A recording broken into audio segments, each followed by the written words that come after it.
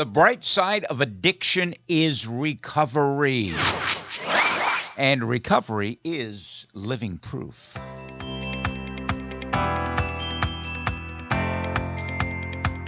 Hi, everyone. I'm Neil Scott. If you're new to our podcast, we welcome you.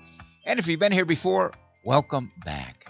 If you are in recovery or know or love someone who is, or simply want to find out more about the recovery process, or maybe you're a bit concerned about someone you know or love who is harmfully using alcohol or any other drug, this is the podcast for you, as we carry the message of hope and the promise of recovery. And a reminder, you can find all of our podcasts at recoverycoasttocoast.org. Recent episodes have featured interviews with Tom Farley. He's the brother of the late actor Chris Farley, astronaut Buzz Aldrin, the second man to walk on the moon, and the late Peter Yarrow of Peter, Paul, and Mary, plus Bonnie Raitt and many others, plus conversations with everyday people in long-term recovery, sharing their story, their insight, their path. In this edition of Recovery Coast to Coast, we visit with Dion DiMucci.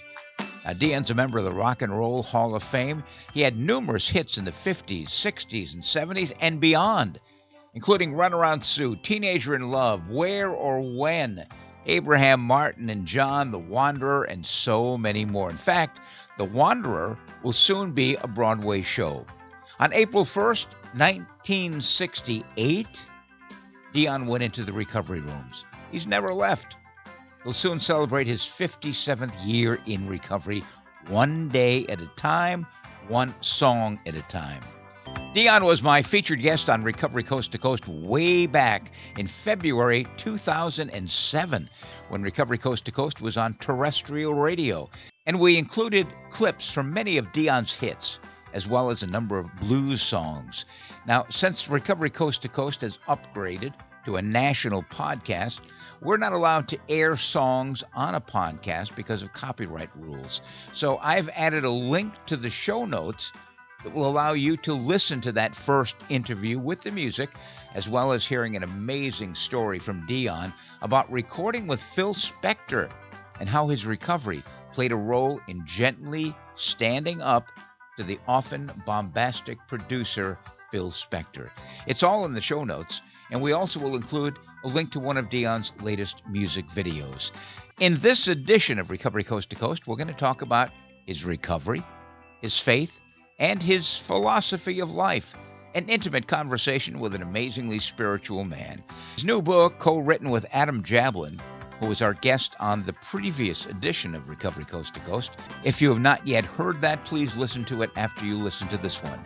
Here's a clip from today's conversation with Dion. I wrote this book called The Rock and Roll Philosopher, and I was saying that philosophy is the art of making distinctions, and a good distinction is don't distinguish between the person and his opinion, because, look, at my age, I've changed my opinion a lot. I've gotten deeper. You're talking about recovery today. I change constantly. I let go of stuff that isn't working, and I find a better way to live.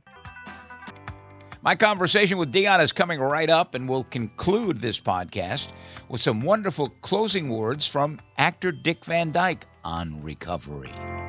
Our website is recoverycoasttocoast.org, and if you'd like to help us out financially, or you know of a foundation that may be interested in underwriting our program, we would be ever so grateful. A reminder, our email address is recoverycoasttocoast, one word, at comcast.net. We would love to hear from you. Recovery Coast to Coast is supported by Sundown M Ranch, one of America's oldest, least expensive, and most successful treatment programs. They're listed in Newsweek magazine's recent list of America's top treatment providers. Sundown has been successfully treating adults, adolescents, and family members, for going on 60 years. They started back in March of 1968. They're a non-profit program, not for profit. That means their bottom line is recovery. It's not financial. That's plain and simple. They own their own land, 30 acres at the mouth of the beautiful Yakima River Canyon in central Washington. Their staff, they've been together a long time. Their turnover on staff is very low, which is important for the consistency of the treatment program. They are also members of the National Association of Addiction Treatment Providers who adhere to a very strict ethical guideline. Sadly, there are a lot of bad actors out there, treatment programs that are in it just for the money. They are more interested in filling beds than providing treatment that leads to long-term recovery. Sundown M Ranch does not just treat and release. They create a healing bridge back into the family, back into the community, back into dealing with life, the challenges of everyday life, one day at a time. 30 days of treatment does not mean an individual is completely healed. It's just the beginning. Recovery is a lifetime journey, and an exceptional one at that. Sundown provides the tools necessary to provide the path to long-term recovery. The staff at Sundown is well-trained. They're compassionate. Many are professionals who are also in long-term recovery. Since 1968, Sundown has helped over 200,000 individuals find a positive and meaningful life in recovery. They're abstinence-based, they're 12-step centered, and if you're considering treatment for a loved one, a friend, or maybe yourself, I encourage you to consider Sundown M Ranch, where recovery begins. Sundown.org.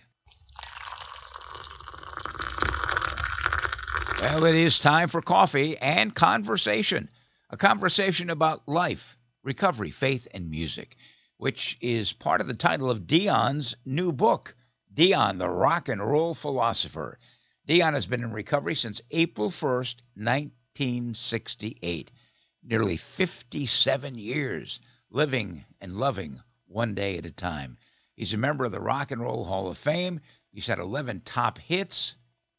He's recorded over 40 albums, numerous videos, and there's a play based on his life called The Wanderer, which will soon be going to Broadway. Through his meteoric rise to stardom and his ability to stay musically relevant for decades, he's remained humble, faith-based, and living recovery one day at a time. Here's my most recent conversation with Dion.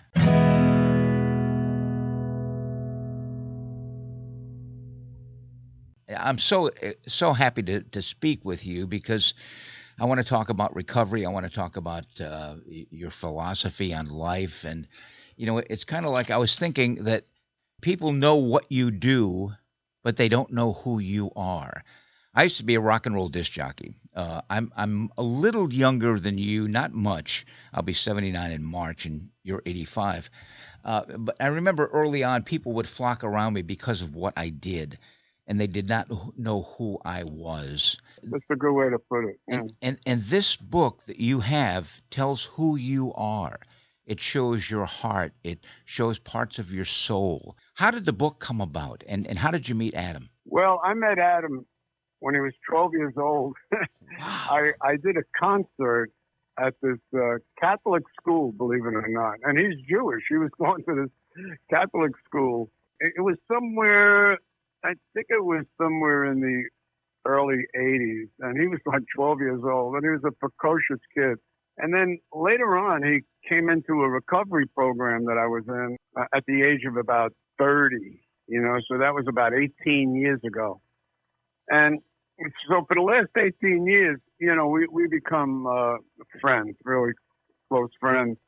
And we'd go out and have lunch or dinner or whatever after a meeting, like a 12-step spiritual-based recovery program. And we talk. And one day he says to me, Dion, these conversations are so potent. They're so interesting. He said, I wish my family was here. I wish my friends were here, my coworkers, my yada, yada, yada. But Adam actually was managing and owned the largest lace manufacturing factory on the planet. I mean, if you walked into his building, the lace machines, it looked like a football field of lace machines. And it was so interesting because if he takes a picture of Neil and puts it in the machine, your face comes out like lace. It was unbelievable equipment, So, but anyway, he was like managing 220 employees. So he had stories of his own that were interesting.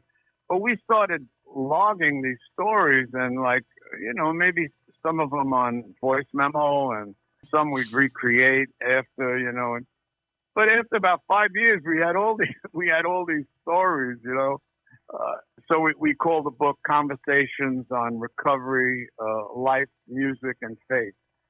And basically, everybody has a belief system.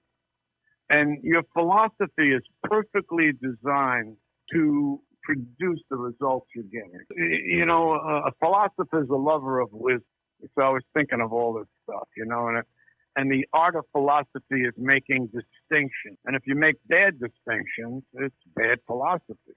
So we started reflecting on the events in our lives, especially mine, because I would be telling them stories, reflecting on these events. And basically, it's how you actually see your belief system. Like, you could talk about it, but where you actually see it is in relationships. Mm. So we started reflecting on these events, and in a very natural way, we started seeing that they all had like a life lesson in them. And it interests both of us because, this is how it works with this relationship with your kid, with your money, with your manager, with your coworkers, with your wife, with your friends, So that's what it's about. It's hard to explain. Where you truly see recovery, Dion, is in relationships. I truly believe that. And you obviously had a great one with Adam. And I go back to when he said, I wish my parents were here. I wish my friends were here to hear all of this, to hear these stories. That is how I started Recovery Coast to Coast, which, again, we've been on the air now for, well over 20 years. It started off as a nightly radio show. And I came up with the idea by listening in 12-step meetings to these incredible stories, and there may be 15 or 20 people in the room. And I kept thinking, these stories need to get out into the general public. They need to inspire people. They need to get people ready to come into recovery. And so in keeping with the tradition, since it's on radio and this, it's not TV or films or movies, I was able to use first names and have people tell their story because our stories disclose, as they say. And it's a great way to get people to understand and to realize that there is a way to deal with addiction, with alcoholism. I've been in the alcoholism field for 50 years. I started off back in 1975 running the National Council on Alcoholism in Santa Barbara. I truly believe that the bright side of alcoholism is recovery, and you embody that, Dion. Well, there's certainly a bright side. I feel like I found a privileged way to live. What are you kidding? I don't know how bright you could get. It's just it's amazing because I have 3 daughters who love me, and I don't judge them. I enjoy them, and I have 5 grandkids, and now I'm a great-grandfather. I have a little girl that was just born to us. It's just a beautiful way to live. We're all looking for peace and freedom, true freedom. I used to think freedom was doing anything you want, especially if you didn't get caught, but it was the ability to do God's best. The freedom that the program gives you it's a freedom of excellence. And the way I explain that is that, when I first came into recovery, I had a mentor, or they call him a sponsor, and a good friend, and just a very bright guy who told me, if you're not connected, if you're not centered, or if you don't know God, I don't know how you explain it, take your choice. If you don't have God in your life, you're going to try to fill your life up with the 4 great temptations, which are wealth, pleasure, power, and honor.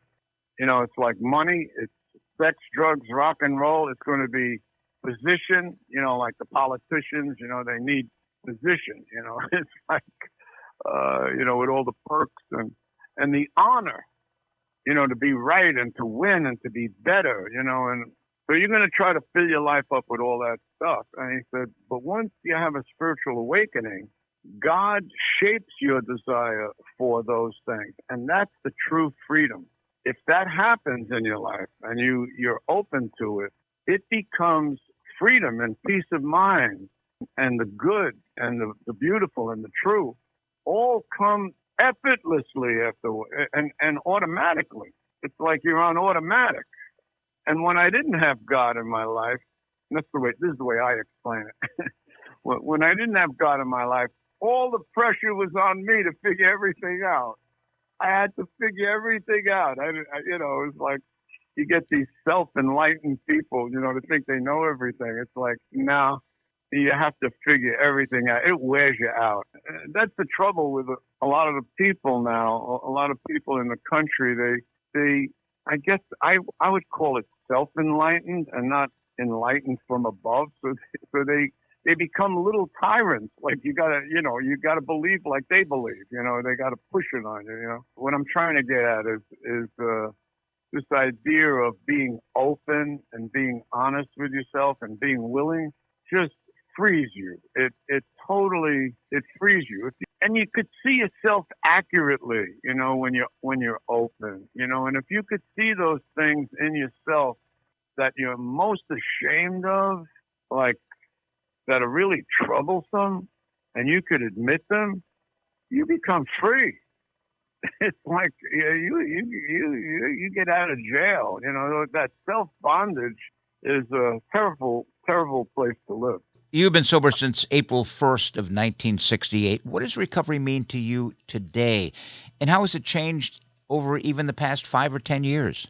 Well, it's a process of like a deeper surrender. And what I mean by that is really lying back in God's loving arms, There's a lot of things that I always, I was saying that philosophy, I wrote this book called The Rock and Roll Philosopher, and I was saying that philosophy is the art of making distinctions. And a good distinction is don't distinguish between the person and his opinion. Because, look, at my age, I've changed my opinion a lot.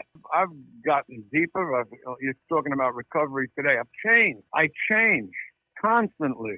I let go of stuff that isn't working, and I find a better way to live. And my opinions change. They become, I think, more orderly and more effective and potent and full of wisdom. And so I think my recovery, I kind of grow.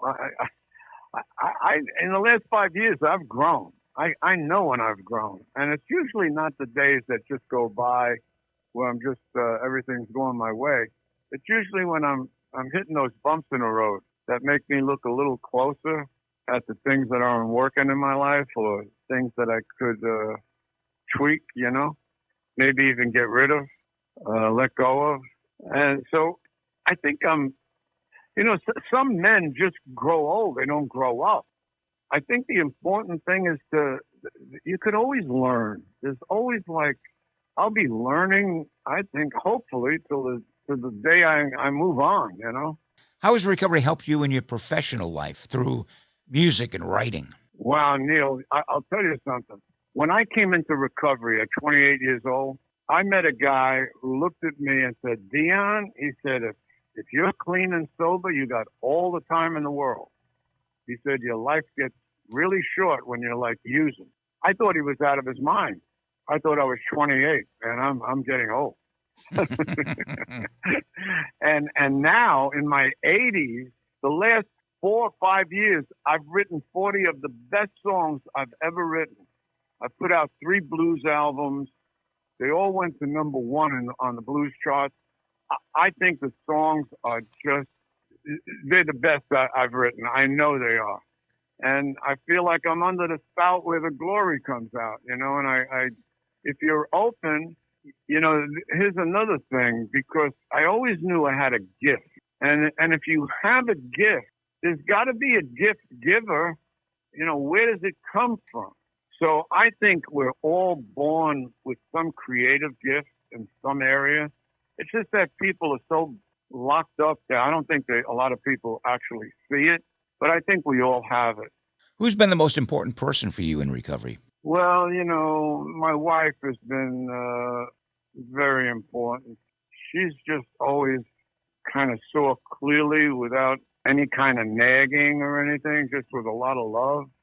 So, she always had a strong loving word for, in direction and stuff. Neil, I've had a lot of beautiful people in my life. In fact, I used to say I have a gift for, getting close to people that are just much smarter and brighter and have more wisdom than I do, and have a gift to, I get drawn to people like that are on higher ground so I could learn. That's not true in a lot of areas, because I've had managers, I've had people that, betrayed me in my life, and all kinds of situations like that. But it's not what happens to you, it's what happens for you. You learn and you grow in these situations. You don't. Recovery teaches us that these things are very useful to grow and to obtain higher ground. They don't. They make you stronger and wiser and richer. I see it in my own life. The Serenity Prayer is one of the cornerstones of the fellowship. Acceptance, strength, and courage. And the 12 steps, Dion, can be summed up with clean house, trust God, and help others. Well, what you just mentioned, trust God, clean house, help others. I heard that saying early on. And in fact, I used to go to a club room, and it used to be on the wall. And trust God, I didn't know God from a hole in the wall. And then he said clean house, and I didn't know what they meant. I thought they meant get a broom or something. And help others wasn't completely on my mind. I was so full of myself and looking, I was so self-centered, I couldn't be thinking of anybody else, But I'll tell you, that little saying right there is the pathway to sainthood. I kid you not. If you could open up to your Creator, open your heart to your Creator, because God created us in such a way only to work well when we're in union with Him. And those 12 steps were gleaned from the disciplines of St. Ignatius of Loyola. I think the Oxford group picked up on that. They had like 6 steps, and then they, when they put the 12-step program together, they put some preparation steps. But they're designed to lead you into union with God. And the most courageous thing a man can do is open his heart to his Creator. So once you're open and you get centered, trust God, and you move on to cleaning house, I always say it's better to be clean than to be clever, because I used to live my life trying to be clever. Well, it's better to be clean of soul, because these defects of character, they'll weaken your will and they'll darken your intellect. So what you want to do is let go of that crap. It doesn't help you. People think if they manipulate people and they do this and then they try to get their own way, they're going to win.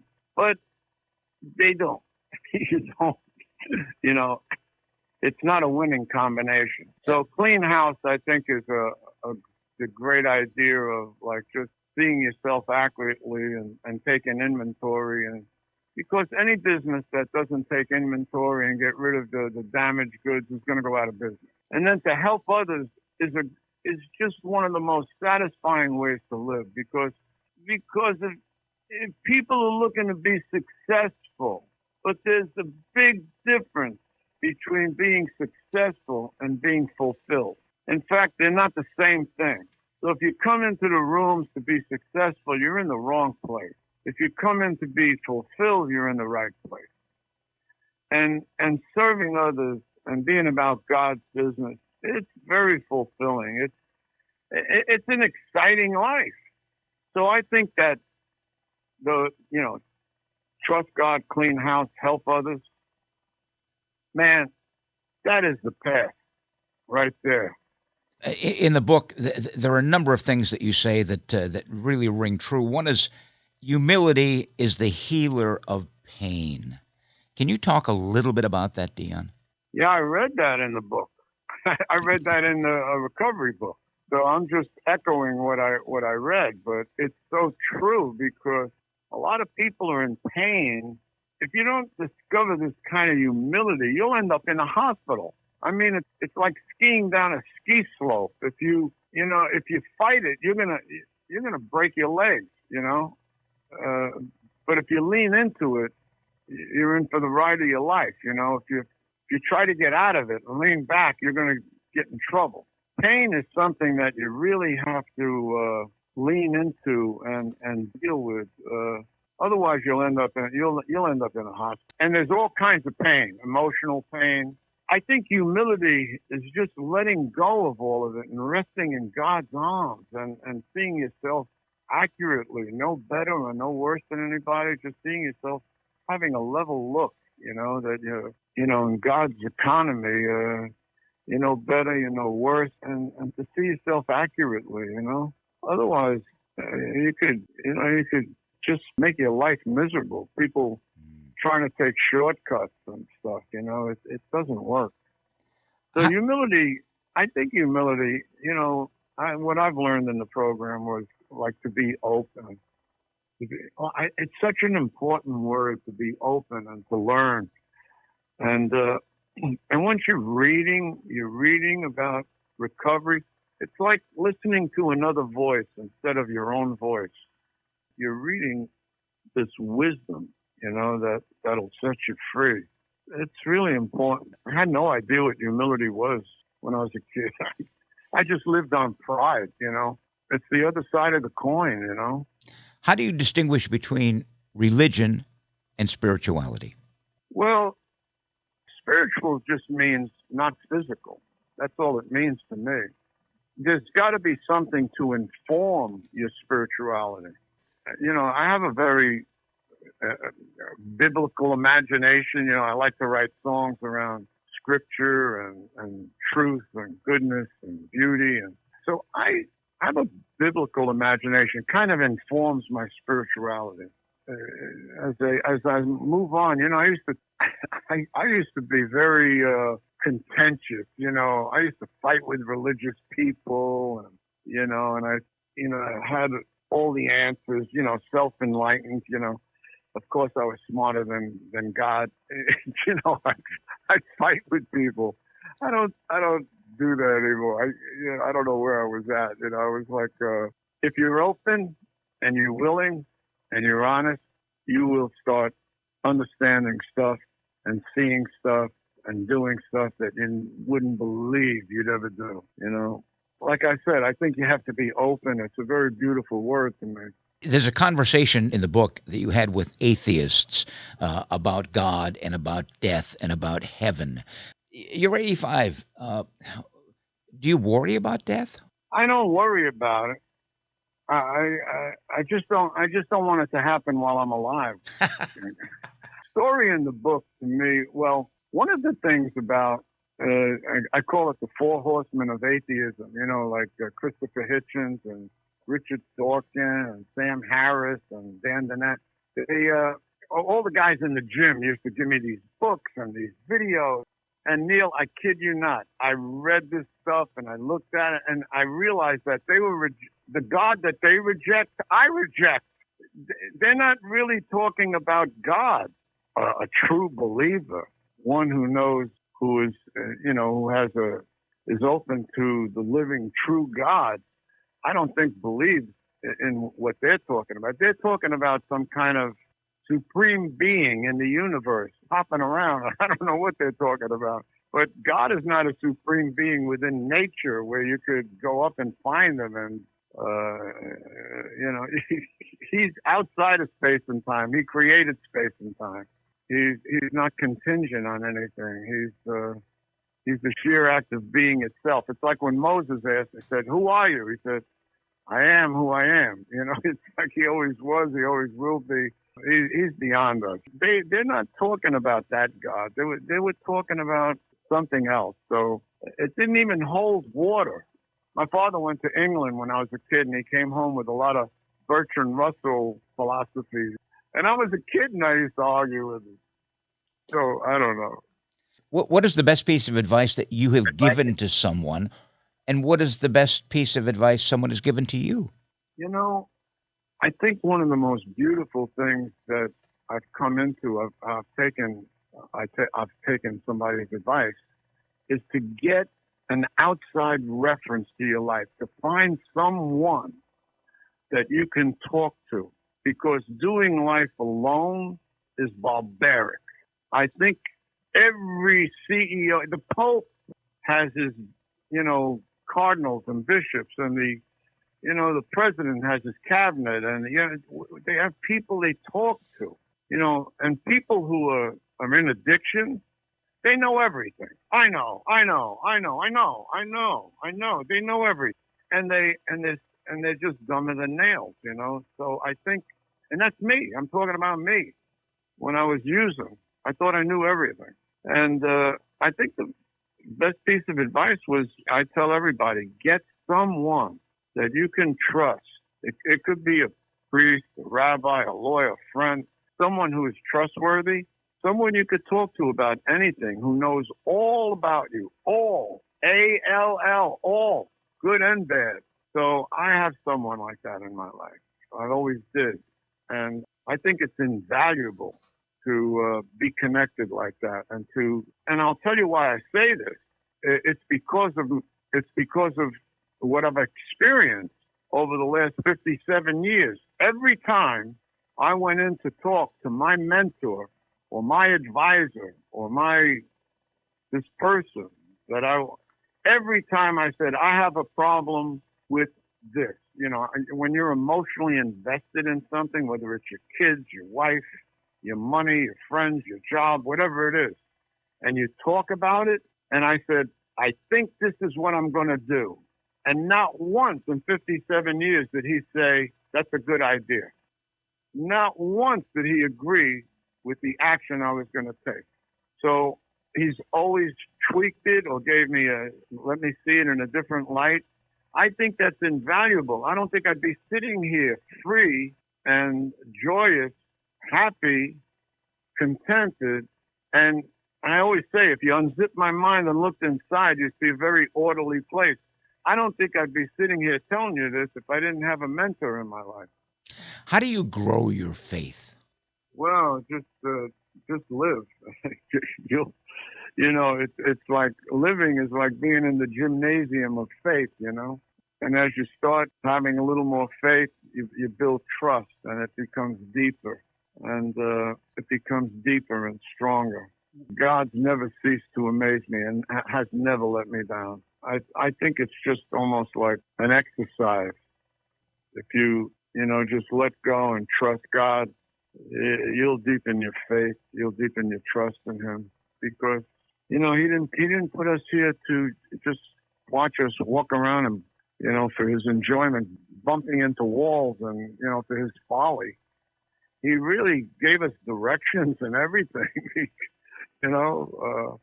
I even look at like the Ten Commandments as a love letter. Some people look at them as like, I don't know how they look at them, like some kind of prison sentence. I don't. I look at them as good, orderly direction. They help me. They help me not walk into the fire or drown or walk off the mountain. Or they help. So there's good direction out there. You're 85 years old, and I'm kind of reminded of a song by Garth Brooks, Don't Let the Old Man In. You show no signs of slowing down. You have the new book. You have the recent CD called Girlfriends, featuring duets with some of the great female artists, Susan Tedeschi, Shemekia Copeland, and others. What is next for Dion? Well, Neil, we got this play that is heading for Broadway. I know they're raising the money. We have the play. It cannot be denied. It premiered at Paper Mill Playhouse in Millburn, New Jersey, and it sold out 6 weeks, and it was freaking reviews are off the charts, and people loved it, I think it was one day I went outside and I was in the parking lot, and the valet said to me, "You got a hit show." I said, "How do you know?" He says, "Nobody leaves during intermission." He said, "People are always leaving." So I took that up, like almost gospel. I don't know why. I know it's an outside reach, but it made sense to me in a way. Is there a time frame on that, Dion? Well, I think this year we'll probably find the theater this year. Mm-hmm. hopefully find the money to go in, and that's where that's at. It's we're looking for a theater right now that fits the play. Are you still performing? I cut back on the band and being on the road. This year I'm not doing that. So I don't know. I don't know how to explain it. I'll go out and do some special events for, I say, special people. I'm not talking about the rich and the famous. I'm talking about people that really could use some joy in their life. I'll go in with my guitar, tell some stories, sing some songs. It makes me feel good, You're still in a practicing Catholic, I assume. Yes, I am. I've gotten deeper and deeper into my faith that way. I just like growing there also. And that's another, an avenue where I said, what informs my spirituality? You want something. Yeah, the 12 steps are a good start, to inform your spirituality. I mean, those books are just filled with gems. I mean, just great wisdom. I don't lose that foundation. Let me tell you. I love the story about St. Jerome when you went to Rome in writing the song, The Thunderer. Right. Well, it shows you, like, St. Jerome was a character, man. He was, he cursed at people. He was like a very self-righteous kind of guy. I'm thinking, how did he become a saint? But it takes all kinds to make it to heaven, So I think we have a chance, Neil. Would you believe that? We might back into heaven. Who knows? Like every saint has this heroic virtue, and I love looking into that. It gives you great inspiration, And it's if you're going to copy anybody or emulate anybody, I think it's better to go that route than the Kardashians. Are your daughters musically inclined at all? I have one daughter that sings to me. Her name is Lark, and she has a beautiful voice, but she's not in the business. They're all teachers. Wow. My daughters are teachers. My daughter Tane is a principal of a school, a private school, for about 27 years, and my daughter August, she teaches in Baltimore, and she teaches in this school that's dyslexic kids, and she builds planes, and she's incredible. And my daughter Lark has great insight. She's just gifted, I just feel blessed, having these girls. It's beautiful. It's made me stronger, and it's made me softer, like open, more vulnerable. How do you want to be remembered, Dion? Oof. That's a good question. I don't know. You got to leave that to people, but I would say that remember me as a man of prayer, faith. Well said. I've taken up more time than I planned on, but I've enjoyed this conversation immensely, as I've enjoyed the book immensely. Yeah, and thanks for reading it. I could see that you read it. It's like crazy. All of the little pieces of your life are in there. And again, I go back to what I said before. What you did is not who you are. That's right. Yeah, it is different, isn't it? I like that. The reality is, after reading the book, every chapter of this book could be a podcast episode. So it was a real challenge for me to try to pick some of the things out of the book, which I read from cover to cover. I appreciate the time. Well, Dion, thank you so much for your time, and maybe we can do this again sometime. Yeah, Neil, let's stay in touch. You have my number. I would love to do that. I hope you enjoyed my conversation with Dion, and remember, you can hear the first interview that I did with him with the music back in 2007. You can do that by clicking the link in the show notes. By the way, I want to remind listeners of this podcast, if you would like to tell your story of recovery, regardless of the path that you've chosen, and as long as you have been in continuous recovery for 1 year or more, drop us a note at recoverycoasttocoast@comcast.net. Now, coming up next, some recovery insight from award-winning actor Dick Van Dyke. We'll do that in just 30 seconds. She has always been your baby. But when your daughter got into drugs and alcohol, she turned into a stranger. What do? Where do you turn? Contact Sundown M Ranch. Sundown's nationally recognized youth treatment program guides young people back to a life free of drugs and alcohol. All treatment is gender-specific and directed by caring certified professionals in a safe environment. You can get your daughter back and get to know her again. Go to www.sundown.org to learn more. And now, as promised, some closing thoughts on recovery from 99-year-old iconic actor, a great guy in long-term recovery, Dick Van Dyke. When major unforeseen events occur in our lives, we sometimes have difficulty accepting them. Even though the change may very well improve our lot in life, we're convinced that only dark days lie ahead. An unexpected job transfer, for example, forces us to move from a coastal location to a city far inland. We dread the thought of making new friends and changing our lifestyle. Perhaps a treasured relationship ends abruptly, leaving us devastated. Anyone can be completely thrown by such occurrences, including those of us who pride ourselves on adaptability and acceptance. We turn our eyes upwards and ask beseechingly, why is this happening? Yet somehow, with the help of family, friends, and a loving God, we get through these ordeals a day at a time. Things gradually work out for us and for those around us. After a time, our lives change in ways we couldn't have planned or even imagined. When we first faced the changes, we had been deeply upset. It seemed that life would never be the same. After a while, chances are we've become grateful for the way things have turned out. Thought for today: nothing is permanent except change. Well, that wraps up this edition of Recovery Coast to Coast, the national podcast.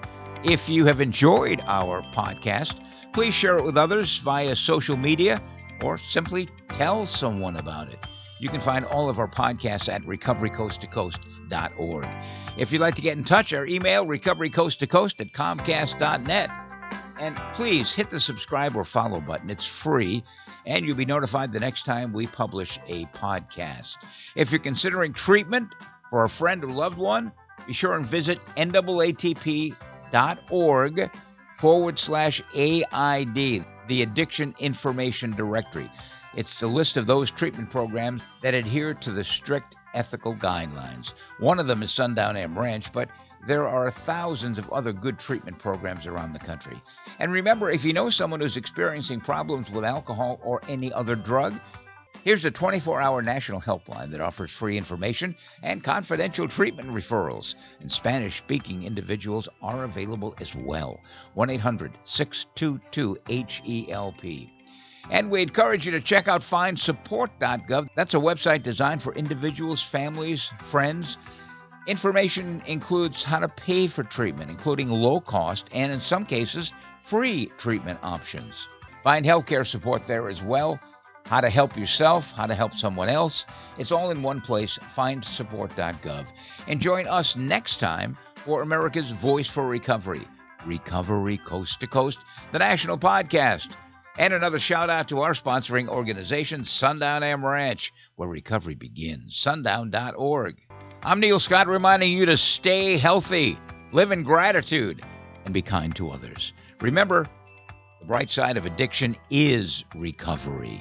Pass it on.